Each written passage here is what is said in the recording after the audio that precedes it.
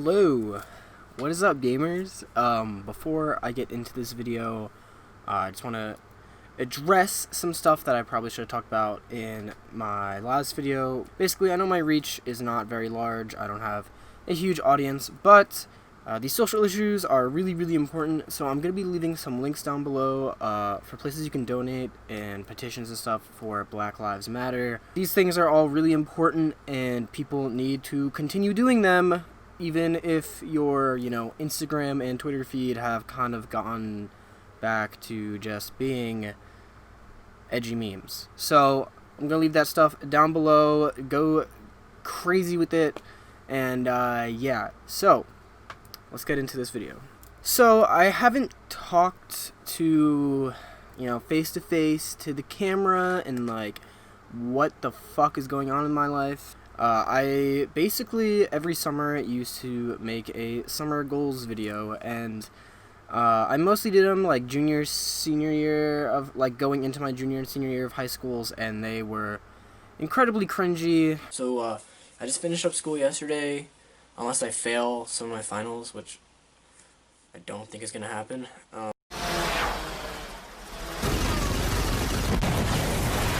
And then last summer, I basically said, screw that, I'm just going to try to finish Final Quests, because I'm basically making a video game design journal.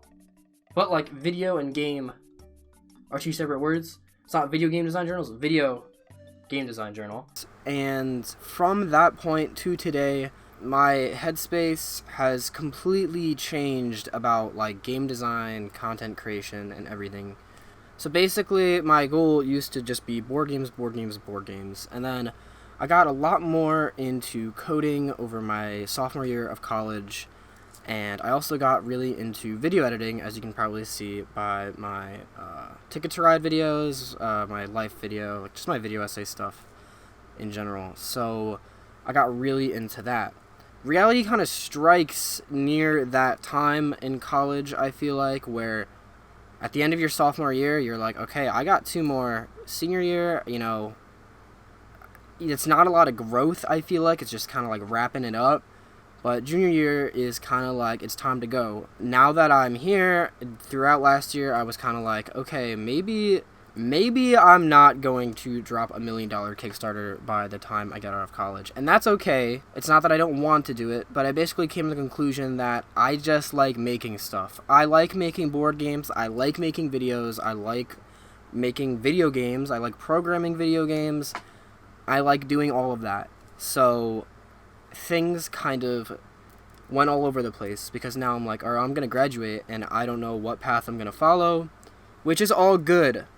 That's fine. But basically, my head went from being super serious about one thing and like kind of, gun to my own head, like I got to get this done, to I'm just going to throw stuff at the wall and see what happens and just make stuff, which is kind of where this series is going to pick up. So quarantine started, and my dad had a game idea for a game called Armageddon Island, and that is what this series is going to be about. It's going to be about the game development and playtesting and whatnot of this game that I am creating with my dad. I'm going to record our video calls. I'm going to record this stuff that I work on, kind of explain my development process and what we've done and what we are doing. And the reason I'm doing that is because it combines game design, it combines video editing, it combines programming, because I have to program part of the game. There's a digital component to it. And lastly, I want to do it. This is something that I've wanted to do. I've wanted to make videos like this in the past, and I kind of just like hold myself back because I don't want to be a YouTube vlogger.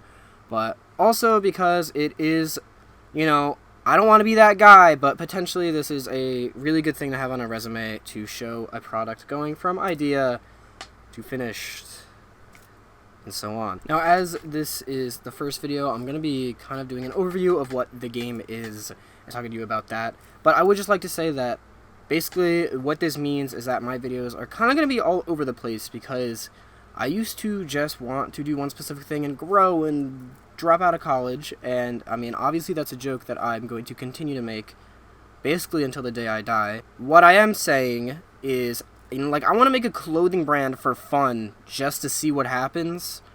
That might be on this channel. My Ticket to Ride video essays might be on this channel. And this is going to be on this channel. It's going to be crazy, but that's kind of the plan, is just kind of do whatever I want, because I want to do what I want. I want to do what I want for me, and hopefully the subs and whatever come with it. So, Armageddon Island, what is it? So, I gotta give my dad credit. In theory, he did a lot of the design for this game. He was the idea guy. Now, the thing about being the idea guy is you need some other guy to kind of spearhead that. That's me. Now, here's the thing. Armageddon Island is a semi-cooperative game where players play a culture. Basically what happened is the apocalypse. The apocalypse happened, and everyone went into these pods to survive the apocalypse. And when they come back, they come onto Armageddon Island, and each pod has developed into its own culture. So, for example, there are the stoners, the disgruntled mailmen, there are the rednecks, there's Geek Squad, and whatnot. Probably can't use Geek Squad or rednecks. Can I say country folk?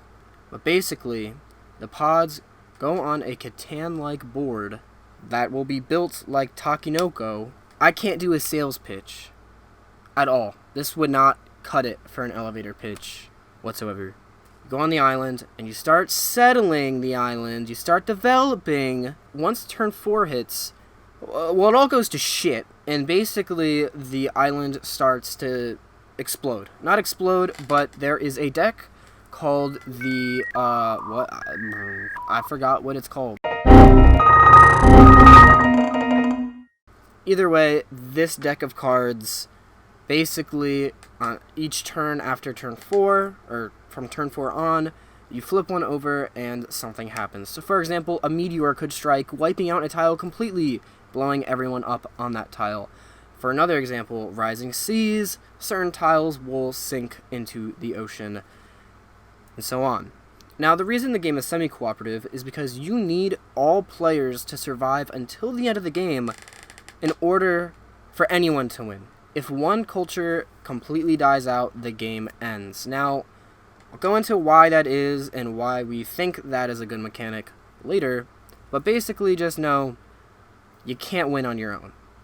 However, if everyone survives, then there's a possibility that one player could win on their own.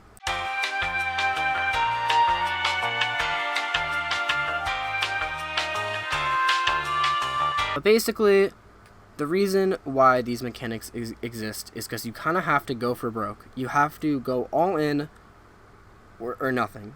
And basically the reason we want that is to prevent min-maxers from making the game miserable. Basically the game is designed to be able to blow someone up if need be, but not blow them up too much because you might still need them.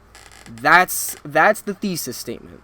Basically, in this video, what I'd like to show is some of the stuff that I have been working on so far for this game. I'm sorry I just rambled for like 10 minutes. I'm hopefully going to cut out a lot of that in post. Yeah, so let's get into some of the stuff that I have been working on. I just wanted to first go through our game design document, or what we have of it so far. So there's actually a pretty decent amount of stuff on here. Some of it is outdated and some of it isn't. Basically, this is our kind of like lore statement, what the game is about. This would kind of be on the first page of the rulebook. My dad is a writer, author. He wrote a comic book and he wrote his own novel. So he's a lot better at writing this stuff than I am. Here is a mission statement. For me, the mission statement is more about what the game aims on achieving. And for us, that was kind of a semi-cooperative thing where you kind of have to go for broke. So that was kind of like the thesis statement of our game from a game design standpoint. The game overview is basically a little bit more on the lore and how that theme plays into the game. Here is an overview of what the board may look like. At first, this was kind of what we were thinking, but then we didn't really like that. Obviously, it's like too much like Catan. which we didn't really like, and we wanted, I don't know, we just wanted something a little bit different. We thought about dynamically changing boards, which we might get to at some point, but it's going to be a little difficult, or different skeletons. But what we kind of decided on was combining the top and bottom islands from Catan Pirates, and so far that's kind of what we're thinking about going with. Lower down we have the tracks. Initially we only thought there were going to be 3, but then we kind of decided on 4. But we're going to, play test around and see what things are. So your stats can change on your cooperation, your engineering, your science, and your exploration. Now this is how you super win the game. Basically, each culture is going to have, at the end of the game, if you're at this threshold in a certain, for example, cooperation, and a very low threshold in imperialism, then you super win the game. And that's kind of how you have to go for broke, because you have to kind of try to go for the top without having everyone screw you over. Then up here is the apocalypse track, basically. This is where the cards are going to be revealed, so you can see which cards have already been played of the Armageddon deck, and by Armageddon, the Cataclysm deck is what I mean. Speaking of the Cataclysm deck, that is kind of what I worked on with the digital component between my last meeting with my dad and this meeting. My goal was to get 2 more Cataclysms implemented, and I'm going to go into that right now and kind of start explaining the digital component of the game. So just so you gamers know, this is like my 3rd or 4th attempt at recording this. I actually got a pretty good attempt, but I recorded it with the wrong microphone, so it sounded awful. And also it's like 1:30 in the morning. I have to be up for work in about 6 hours, and I basically did the same thing last night. So yeah, if I make no sense, that's why. But what is this digital component and why are we doing it? So basically the digital component is going to be a component where the players are going to input the board that they are building as they create it.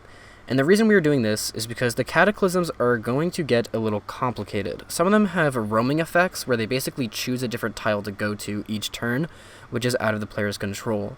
Now, although the players could, technically speaking, do this randomly or figure out the value of tiles on their own, it would really bring down the play experience. So we basically came to the conclusion that this would be the best solution for our game. It would also help me because I need some extra experience. I want to program more, so it's kind of like an exercise for me. Great portfolio piece. But yeah, so that's what I'm doing here. I'm programming an alien behavior and a rising seas behavior. The rising seas basically eliminates all tiles of the type plane on the board, or planes, and the aliens roam around the board and abduct buildings. Although I was having a little bit of trouble near the end, and I kind of gave up because I wanted to go to sleep. So yeah. Alright, so I'm sorry if this video actually made no sense. Now that I'm looking back on it, I'm like, I don't know what I just made. That's it for episode 1. Next time we're going to have some meetings, in here, some more stuff. John's going to be here. John, my dad. So get hyped for that. I'm going to sleep. Good night. Peace out, gamers.